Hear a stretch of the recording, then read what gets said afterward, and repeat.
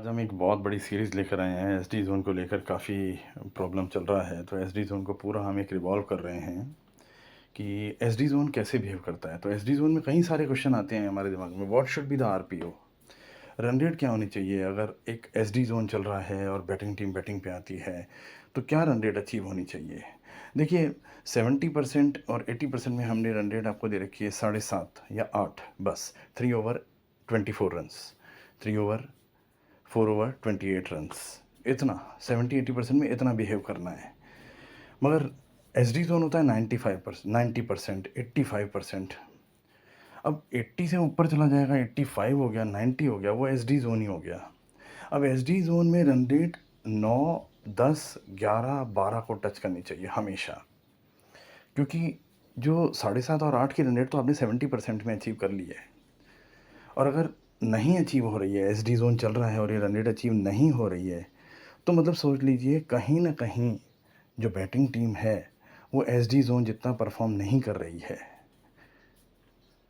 हालाँकि आप कहेंगे क्राइटेरिया क्रॉस हो गया, हमारा जो आइडियल क्राइटेरिया है 4 ओवर 28 क्रॉस हो गया, मगर एस डी ज़ोन जो शुरुआत में है, मैच के शुरुआत में एस डी ज़ोन है, वो क्राइटेरिया 4 ओवर में ज़्यादा हो गया था, 36 और 40 के करीब पहुँच गया था। तो आपने वो क्रॉस नहीं करा है। यहाँ पर ये बात होती है कि एस डी ज़ोन क्राइटेरिया जो होता है वो परसेंटेज के हिसाब से होता है। 60-40 में हम कहते हैं कोई जजमेंट मत करो आप। 60-40 बहुत टफ होता है, 55-45 बहुत टफ होता है, ये दोनों। 50-50 तो खैर वैसे ही टफ है। तो कॉम्बिनेशन बचते हैं 70-30, 80-20, 90-10 और 100-0। ये बीच के जो है क्राइटेरिया ये नहीं चलते हमारे। तो दोस्तों यहाँ पर एक बात मैं बताऊँ, हाउ द इंटरफेरेंस। अब मैं आपको अभी ये बता चुका कि आप ये नोट करते जाइए, चाहिए तो हम आपको पीडीएफ भी भेज देंगे कि जो आरपीओ होना चाहिए 90% में, वो 9, 10, 11, 12, 13, 14, 15 तक भी पहुँच जाता है आरपीओ। वो कंपेंसेशन नहीं है, वो रिडम्पशन नहीं है उसका, वो चलता रहेगा। अगर 70% में कोई अचीव कर लेता है 9, 10, 11, 12, आप देखिए हमने 70% का जोन दिया है और 9, 10, 11, 12 का रन रेट अचीव कर लिया उसने, तो वहाँ पर विकेट आना तय है। हम आपको बता देते हैं, वो रिडम्पशन होगा उसका, वो करेगा ही करेगा रिटर्न उसको। तो यहाँ पर एस डी जोन की बात हो रही है। हम काफ़ी सारे एग्जाम्पल आज हम आपके साथ लाए हैं, how the interference consequences. Interference के कॉन्सिक्वेंसेस क्या होते हैं।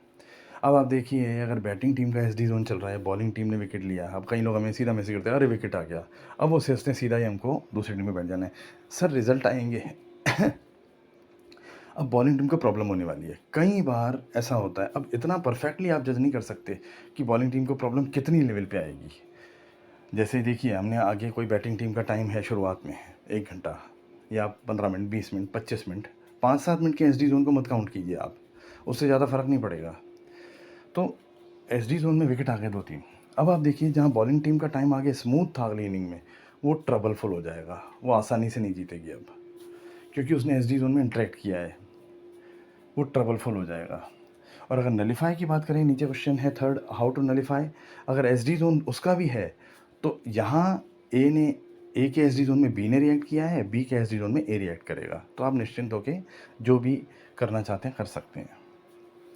ये कॉन्सिक्वेंसेस होते हैं, ये रिज़ल्ट होते हैं, आपको देखना पड़ेगा। एस डी जोन में रिएक्शन आया है, कोई सीधा ये नहीं प्रूव हो जाता कि बिल्कुल ख़त्म हो जाएगा आगे का टाइम।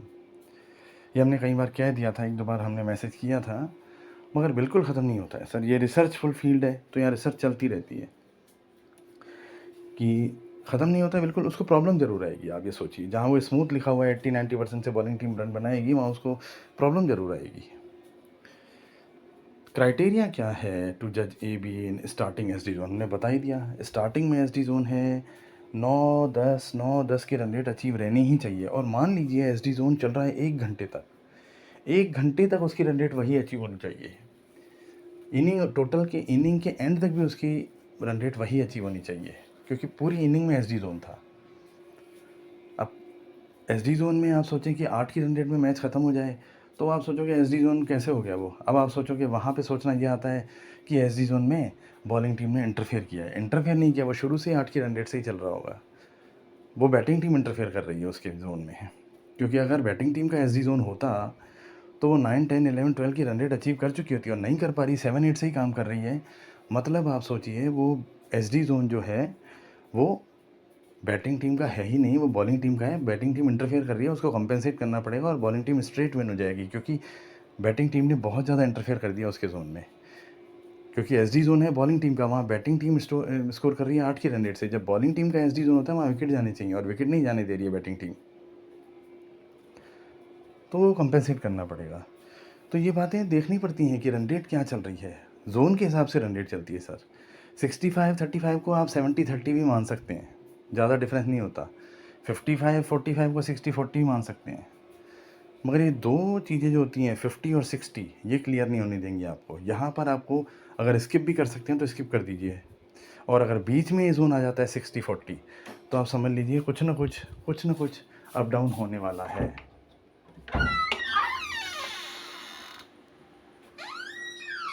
तो यहाँ पर हम बात कर रहे हैं यहाँ पे एसडी जोन की।